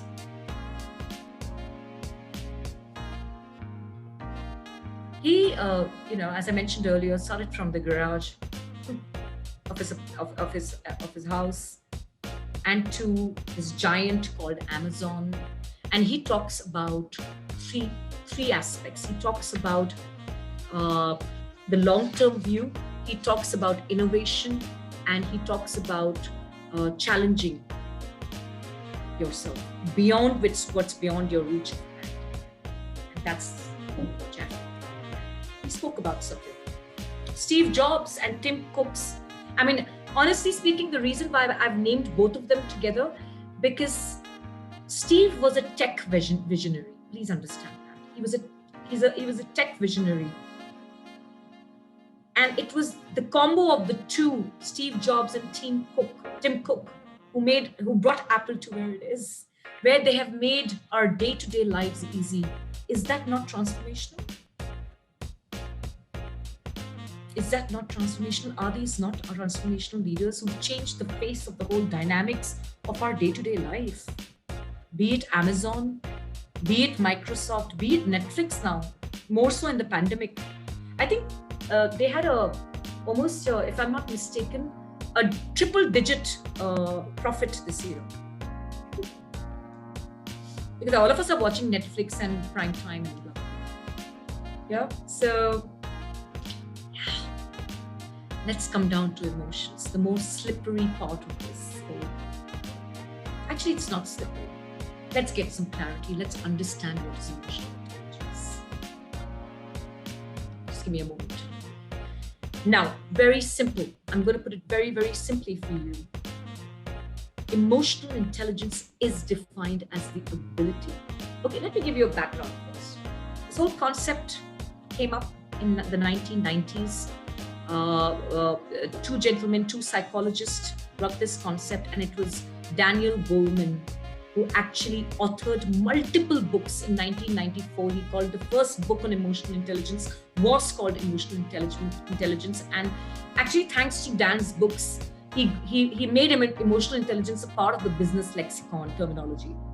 So that's a little bit of a background. This whole concept revolutionized in the early 90s, and we will see how it's going to move towards the 2030s. So emotional intelligence is the ability to recognize. Now, these are keywords here.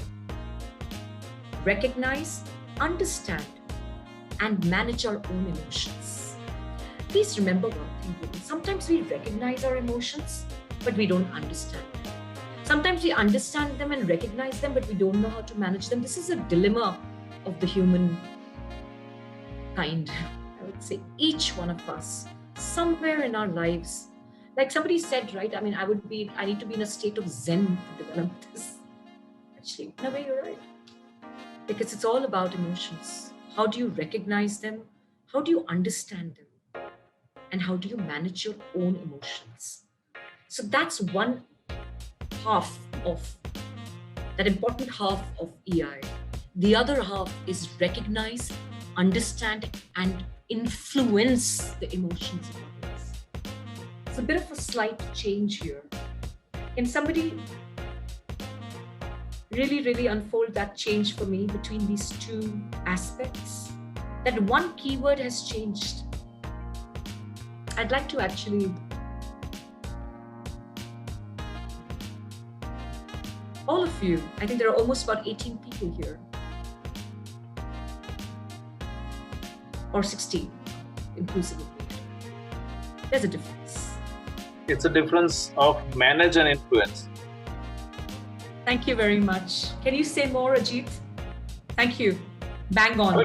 Manage is the first sentence is related with how we manage our own selves. And another thing is how we manipulate, the wrong word. Actually, it's the right word, but then...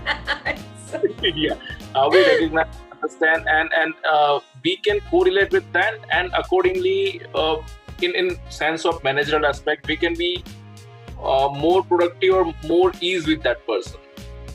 In second, the influence statement. Yeah, because Ajit, you see, and this is a slightly, I mean, it sounds philosophical, but it is so true, that who are we to manage others' emotions, right? We can only influence them. Manage, we have to manage our own. And that's what even Buddhism states, that if you are able to manage yourself, you can manage the world. It begins with the self. But you can influence emotions. So you cannot manage. Do you think you can manage anybody else's emotions? No, that it should not we be. We all that. would have had very happy spouses. That's perfect. But there will not be a perfect one. If you know what I mean. If we could manage emotions of others, there would be no agony in life, right? The life would have been hunky-dory. How do you influence? You can influence the emotions of the others. So thank you so much of playing this with me, Ajit. And it was a very valuable observation that you had. This difference is very important. Because EI, I can take probably a 3-day module, 6 hours each. I mean, that's how we typically do emotional intelligence as a training program. It's over 3 to 4 days, 8 hours of training. There are exercises. But if you understand this fundamental difference, it will change a lot. It will shift a lot for you in terms of your EI. The basic, simple difference of this. Now, moving on. You see, can I contribute? Yes, please. Love to. Ma'am, actually, it's the very rightly said that the leaders, firstly, they have control over their emotions, right? Yes. And managing their team, when they overcome the entire process of managing their emotions, they very well know how others think, what are their feelings, how they respond to certain things which affect their feelings, and what are the preferences of the team members. I mean, how do they react to certain things? Knowing that managing them is what leadership is all about. Being empathetic to them, knowing their ins and outs, and managing in a standoff position, but maintaining some distance, but obviously knowing them personally and still managing them. That is what leadership is all. Leadership is all about. So, and that's your rich experience, Nandish. That is, you're talking out of experience. I can feel that. I can feel from here, just observing you and the way you spoke. It's out of experience that you're saying this. Yeah, man. I mean, to some extent. No, I can feel that. Yeah. I can feel that. Because it is about, and that's what the scientific definition also says, and various definitions says that EI is the ability to understand, use, and manage your own emotions in positive ways, to relieve stress, to communicate effectively, to empathize with others, what Nandish talked about, overcome challenges, and very important, diffuse conflict. So, we also do a module on conflict resolution with multinationals and organizations with large number of teams, because in their teams there tends to be a lot of conflict. And there, again, we bring in the concept of emotional intelligence there, because emotional intelligence, is one great way of diffusing conflict. It can also help you connect with your own feelings. And this part is beautiful. I love it. Turn intention into action and make informed decisions about what matters most to you. That self-awareness is so important. That's a key element of EI. I'm sure you've all by now gone through the slide, but one of a very different perspective to the whole definition of EI is that it is the capacity to blend thinking and feeling to make optimal decisions. Think about it. Reflect on this definition. Recognize, understand, manage emotions, influence emotions, knowing yourself, perceiving. All is EI, but it's also the capacity to blend your thinking. Because where are your thoughts coming from? Your thoughts are coming from your emotions. And emotions lead to thought, thought lead to action.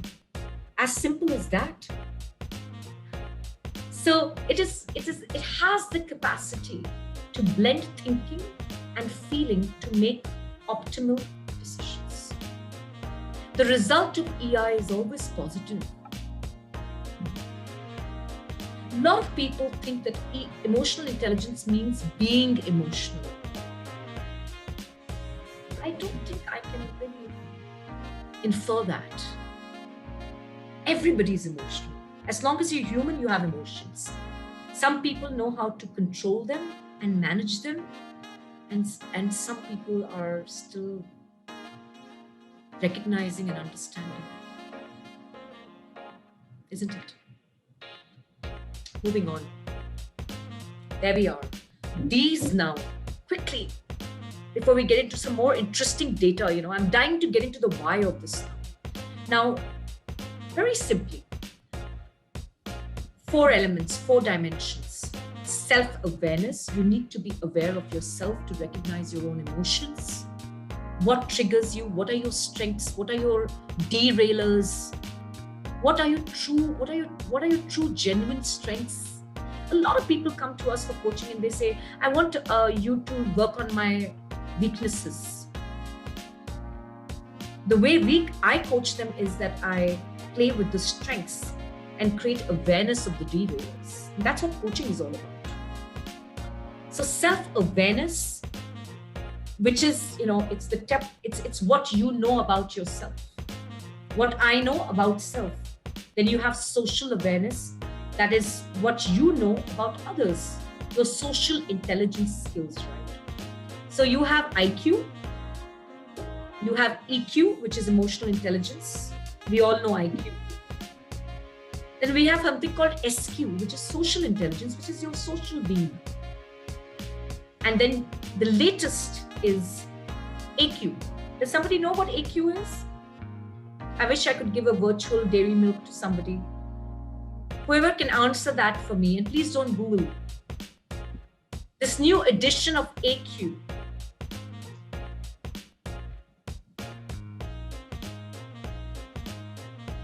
You won't believe it. It's called the adversity quotient. Your ability to be able to handle stressful, painful circumstances, trauma in your life without losing your mind is AQ. And it's a whole new dimension. Anyway, I just wanted to share that with you. It's very interesting. So earlier, till 90s, it was all about IQ. From 90 onwards, thanks to Peter Salovey, John Mayer, Daniel Goleman, EQ. Now everybody's talking about EI, buzzword. And last 1.5 years, everybody's talking about AQ because of the pandemic. Because it's been nothing but adversity, right? It's been in this lifetime, this is the old, I never thought I will be witnessing a pandemic. So just bringing that element in, your social awareness, what you know about others. Then comes self-management. How to manage yourself effectively for positive outcomes is self-management. There are various skills to self-management, be it time management, be it prioritization, be it goal setting, be it your self-motivation. There are different skills to it. And then you have what you call as relationship management, what you do for others. How do you foster, nurture relationships? How do you build and maintain relationships? So let's come down to self-awareness. People meditate, people do yoga, people do so many things to create that self-awareness. What is it? Recognizing your own emotional response to interactions, understanding what your strengths and weaknesses are. And when you are self-aware, the outcome is that you understand yourself and you have emotional self-awareness.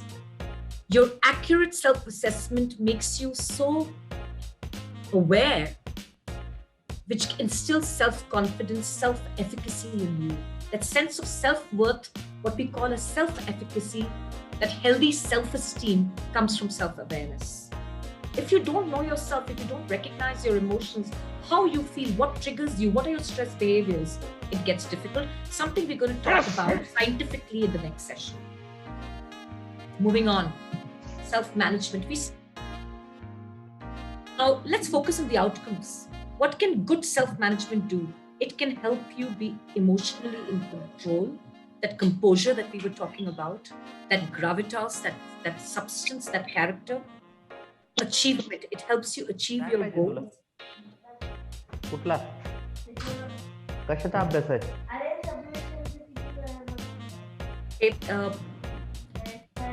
Can we ask the participants to mute, please? Kindly mute yourselves. Yeah, we're going to be opening the floor for discussion very soon. Self-management also motivates you to take initiative for yourself. People who manage themselves take initiative because they are self-motivated. Adaptability, optimism, transparency. This is all the outcome of self-management. Go through the slide. Because if you cannot be authentic and transparent, you cannot be, forget transactional leader or transformational, it just doesn't begin then. Adaptability. Again, a key word nowadays, that agility, that adaptability has to be there. In VUCA times, to thrive and sustain in VUCA times, aren't we all adapting? If we would not have had the ability to adapt, we would have not survived this pandemic. Social awareness, your social intelligence, how you understand the emotions, needs, and concerns of other people.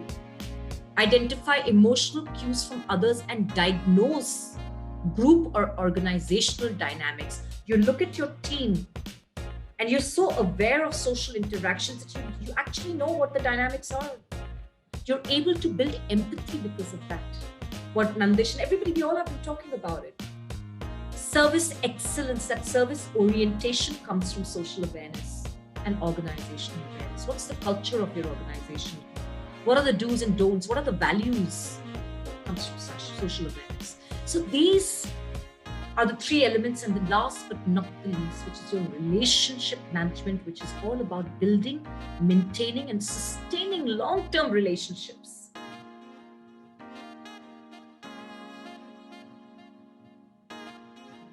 So be it conflict resolution, be it being a change catalyst in your organization or your team, be it teamwork, be it collaboration, it all comes from relationship management. How do you manage your relationship through clear communication?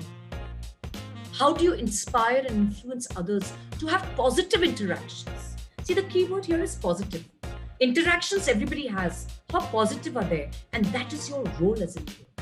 You know, there was something that very interesting somebody had said, and either I read it somewhere, I must have read it somewhere, and says that a leader, an effective leader, gathers his maximum cues when he is at the lunchroom or he's working at the operations floor.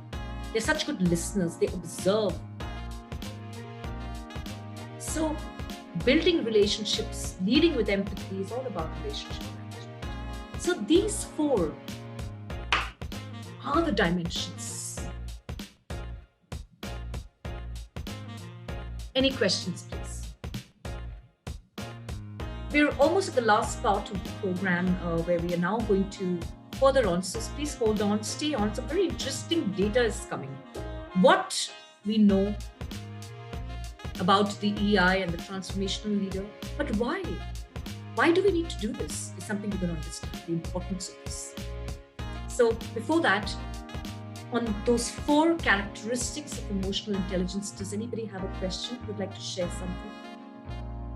Or I can move on. Let's dive in. Here we are.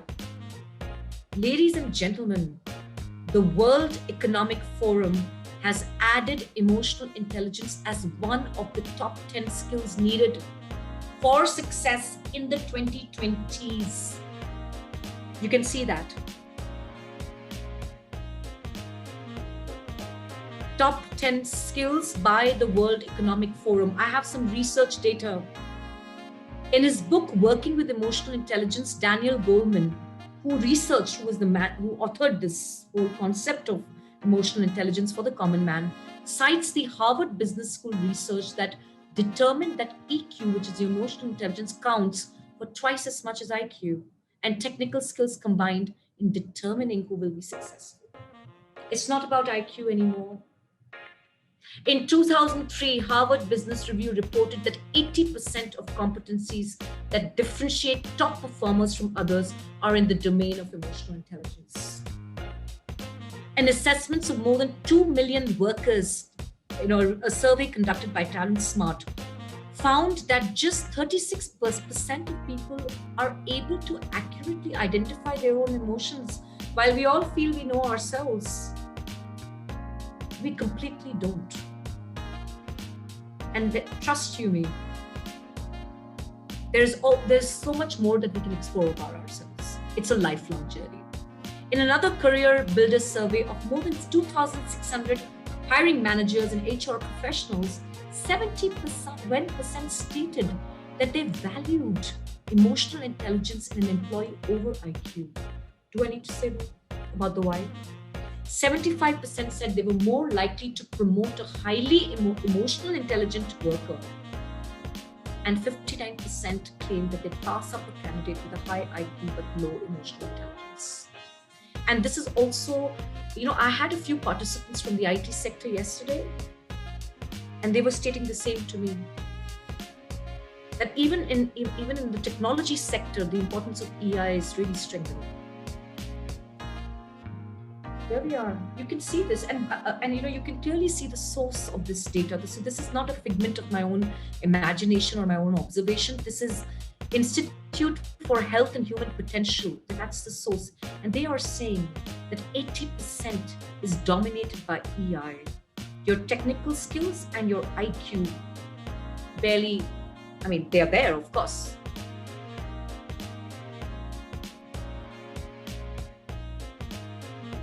And we have some research data here on the left-hand side.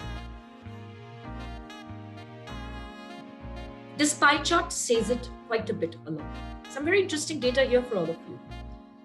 This is from McKinsey Global Institute, a survey or a research done in 2018, not to wait, it's not far back, that emotional and social skills are on the rise across all sectors. Have a look. These are various sectors, be it banking, healthcare, manufacturing, retail, mining, energy, insurance. Everywhere it's on the path of positive growth. And you can clearly see that physical and manual and basic cognitive skills, the importance is going down.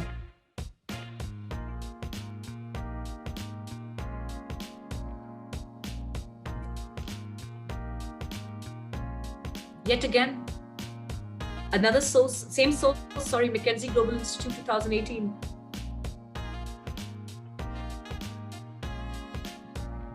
%26% are emotional and social skills. What we spoke about is the SQ, the social intelligence and emotional intelligence.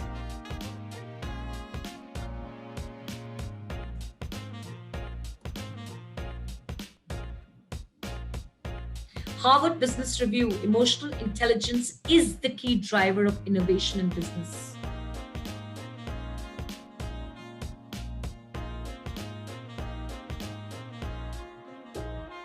37% versus 8% of emotionally intelligent organizations report significantly stronger customer experience. The CSAT score is 37% higher because they are able to advocate customer loyalty because of the employees being emotionally intelligent. 64% of emotionally intelligent companies have a high degree of empowerment and tolerance for risk. How important? Your risk appetite. We're going to talk about it in the power of the paradox in the next session. Now to the very fag end. We've kind of understand this 4 dimensions of transformational leadership. We've been able to kind of have a not a very microscopic view, but a macroscopic view of emotional intelligence. Basic understanding we have developed. I just want you to understand this whole relationship between these two, which is key to success. So 2030 at least has been predicted. Number one, these are research-based inferences that have been drawn. This is not, again, my own data. This is various white papers from which we have got this data. And the first inference, if not the most important, is that transformational leadership and emotional intelligence are positively related. Research argues that the truly transformational leadership qualities are basically grounded in high levels of EI. Transformational leadership qualities cannot be there if your emotional intelligence is marred for whatever reasons. They've been juxtaposed. So, the components idealized influence, individualized consideration, they are juxtaposed with the indicators of EI. So they are positively related. Research supports the existence of a strong relationship between transformational leadership and overall EI. Leaders who considered themselves transformational, not transactional, reported that they could identify their own feelings and emotional states, express those feelings to others, utilize emotional knowledge when solving problems.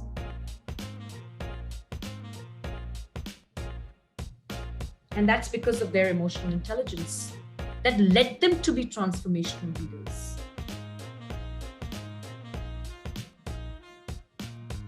Research also indicates a strong correlation between the components of EI and the characteristics.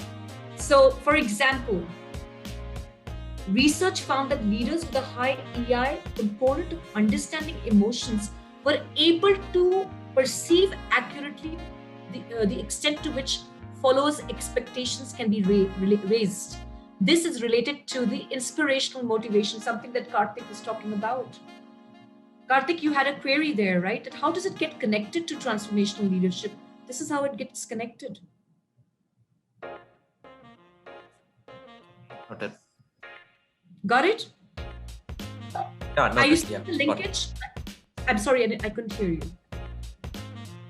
Yeah, I got it. I'm just going through the points. Yeah. You're seeing the weave, right? You're seeing how it's getting interconnected. Now, idealized influence. Yeah. Karthik, this is something that you wanted to develop for yourself, right? Definitely, yes. Now, please read what's written and probably you could find a cue. So you were talking about ethics, you were talking about earning that respect and trust. And that gets connected to the various characteristics and elements of EI. Displaying self-control, managing your emotions, so that you can become that role model for others. There's a strong linkage. Yes. It's very informative. You know, I would really, that's why I've highlighted this statement that EI, emotional intelligence, is instrumental for transformational leadership. That's the instrument that transformational leaders use because that's their weapon. I call it their weapon. It's the weapon of the effect. For effective leadership, the instrument is emotional intelligence. Because you see, you've taken care of possibly all the dimensions. You're able to inspire, you're able to motivate, you're able to propel and compel a vision, you're able to communicate.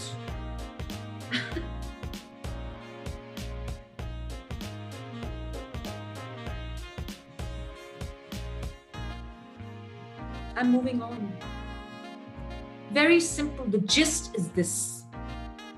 This is the gist of all those heavy, long slides. I mean, the module is such, I can't help it. I've tried to be as concise as possible, but, that's why I didn't bother to kind of go slide by slide or, I left the slides with you so that And this is going to be mailed to you as well. So don't worry if you're not been able to really catch those keywords, but this is the gist. Emotional intelligence leads to transformational leadership. And what does that lead to? Okay, we've spoken about motivation, inspiration, becoming that idol, but it leads to your effectiveness as a leader. It leads to your team's effectiveness, your department effectiveness, your organization effectiveness, and most importantly, it results in what you call service excellence. It's a service climate. You as a transformational leader are able to get your follower aligned to the bigger vision and the bigger mission. And trust me, that's very, very valuable. So with that, we conclude. There's so much that we can speak about. But the end of it, objective here was, the outcome that we were looking for is for you to develop an understanding of this transformational leadership, understand their dimensions of it, correlate it to somebody who you want to become like, and then understand emotional intelligence from a very cursory, from a very macroscopic view, and then help you understand how they are related. And this is what the outcome is. This is the why, this is the what, and this is the how. So thank you very, very much. I'm going to stop sharing so that I can see all of you.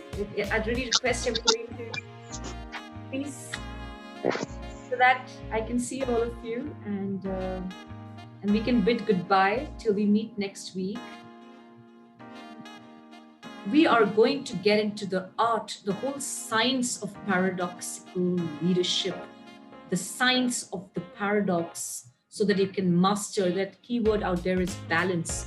And I'm going to show you, when the first time I saw the paradox graph, I was awed about it for days. I couldn't believe that human behavior could be predicted graphically. And there could be a science which could predict how you manage yourself and others through the science of paradox. So we're going to unfold that for you, so that the journey of self-mastery begins for you. So thank you all very, very much. I'm looking forward to the next session.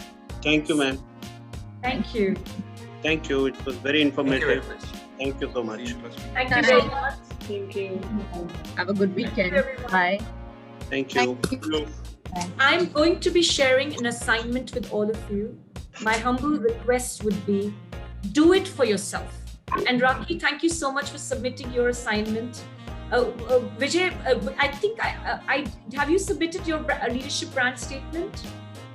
I'm just addressing those who attended the last session. Yeah. Yes, wonderful. So I haven't had an opportunity to go through your mails, but then you can expect to hear from me very, very soon. Thank you, ma'am. Yeah. Ma'am, and just one more request. Given Yes, that please. you are truly an epitome of effective communication, and I believe that to win any situation, whether it is people, conversation, you can have leader effectiveness, you can have team effectiveness, but communication is so critical. So would you be able to touch on effective communication in one of your upcoming modules? The first thing next session, I'm going to do that. And I'm going to share with you a very simple model. Very simple. It will not take more than 15 minutes of our time. Okay? Yes, thank you so much. Thank you. Thank you, everyone. Thank you for seeking, Rocky. Thank you for seeking. Have a wonderful evening ahead. Thank you for your patience. Thank you for your engagement. Sugandha, over to you. Thank you so much, Meenakshi.